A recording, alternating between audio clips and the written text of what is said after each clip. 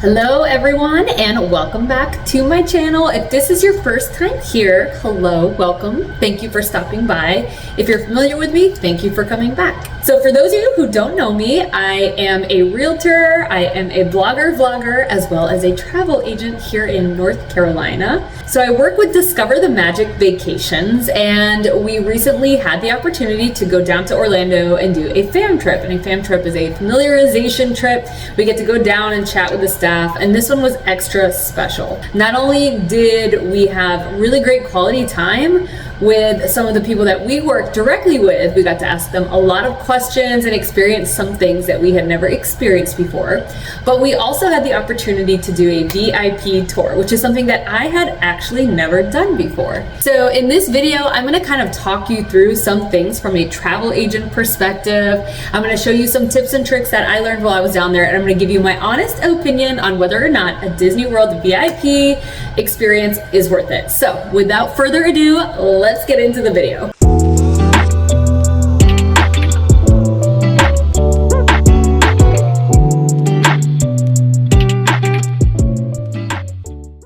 Kicking off this video, we met with our tour guides on day one. Now, you can have 10 people per tour guide, and the cost varies. It could be anywhere from $400 to $900 an hour per tour guide, depending on the season and the demand. The tour guide, shout out to Seth and Glenn, were really amazing. And if you have a large group, I could see how this would totally be worth paying that price. The tour guides really worked to customize our tour based on what we wanted to go on. They were taking us from ride to ride, walking us directly to the front of the line. And quite often while we were in line, they would be running around, grabbing us some water, grabbing us some snacks. They even got us some Starbucks at one point.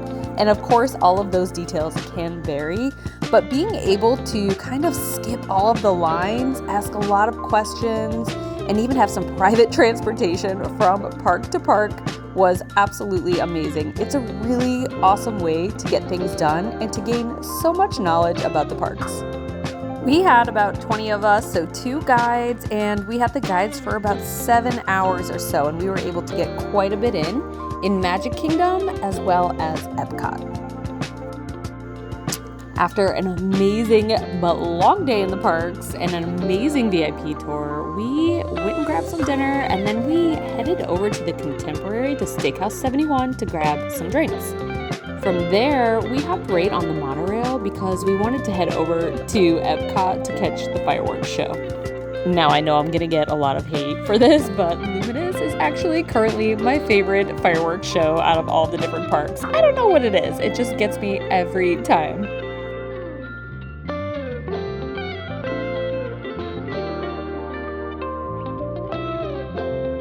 Now, during our stay, we stayed at Saratoga Springs Resort, and I found it to be such a beautiful resort. I had never stayed there before.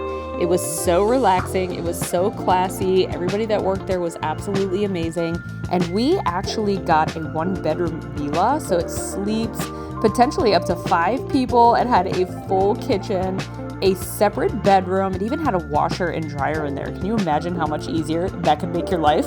So a fun little tidbit about Saratoga Springs is that if you head over by the Artist Palette, there's a little game room with a pool table, and you can grab a drink at the little bar there.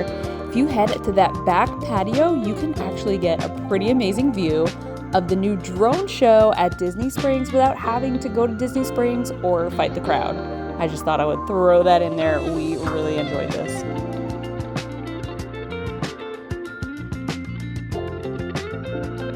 Okay, day 2, we were off to Animal Kingdom. Yes, we did rope drop, but we had set ourselves up pretty well with lightning lanes and an individual lightning lane for Flight of Passage. So I'm going to be honest with you here. We pretty much rope dropped Starbucks. We were the first ones in line. But I'm going to be honest with you. There is nothing like filling your belly in a nice, calm, peaceful environment first thing in the morning before you hit those rides. Our first stop was over at the World of Avatar. We had a lightning lane for Navi River Journey, followed by an individual lightning lane for Flight of Passage. And of course, at the time of this video, Disney has announced that they're going to be getting rid of Genie and going to single and multi-pass systems. I would love to hear your feedback below on if you think this is going to be an improvement or if you have some different feedback instead. Now, this ended up being the rainiest day of all the days we were there, but hey, you gotta work with it. It's Florida, and don't stray away from Kilimanjaro Safari because we found that the animals just kind of froze in the rain, and because of that, we were able to see a lot. Now, the other thing about Animal Kingdom, when it rains out, is you have a lot of really cool shows to choose from, The Lion King being one of them. The Lion King is a fun show for the entire family. There's tons of singing, dancing, aerial artists, acrobatics, and then of course you have Simba and the gang. I mean, what is not to love about all of that? It's vibrant, it's entertaining, it keeps you on your toes. It is one of my favorite shows out of all the parks. Also, don't forget about Nemo, the Big Blue, and Beyond. This show is absolutely adorable. And fun tip, if you can get a seat up by the front, they do kind of utilize the whole stage and a catwalk area, so they can catch you off guard in a really fun way.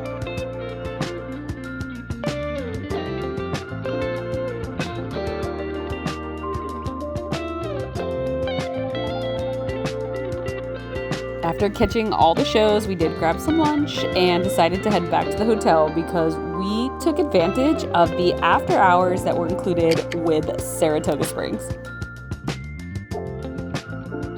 After a very long night and not a lot of sleep, we were at it again. Day 3 was Hollywood Studios, and yes, somehow we did manage to rope drop again.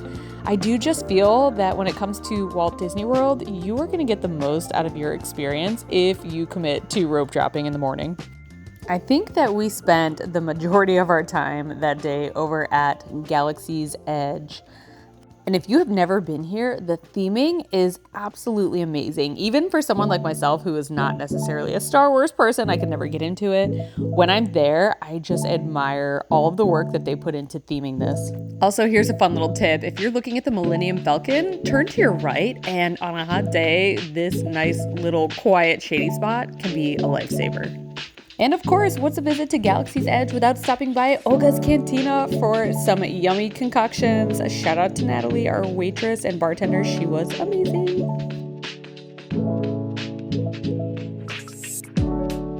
Okay, we were also on a hunt and not willing to leave Galaxy's Edge without stopping by Kat Saka's Kettle for one of their spiked Cocoa Puff topped cold brew black calf drinks. This drink is so delicious and so dangerous. Now here comes a little bit of a spoiler alert. So if you haven't ridden this ride, you might want to skip through this part, but Rise of the Resistance is absolutely one of my favorite experiences. And I say experiences because yes, there is a ride element to it, but it is so much more than that. I absolutely love this ride so much. And again, we were working off of individual lightning lanes here, which is all going to change soon, but I would say that if you are a Star Wars fan, and even if you're not like myself, this is absolutely a must-do. So make sure to prioritize this one. You will not be sorry. It is such a cool experience and has so many different elements to it. It's really unlike anything else. Something else that I seem to miss quite a bit, but every time I watch this show, I remember how absolutely adorable and amazing it is. Don't skimp out on Beauty and the Beast over at Hollywood Studios. It's over by Tower of Terror where Fantasmic is, and it is such an adorable show. The singing, the dancing, the acting. It's an outdoor theater and it's just so adorable. I think that any adult and kiddo could really appreciate this show. So schedule it into your day. You will not be sorry.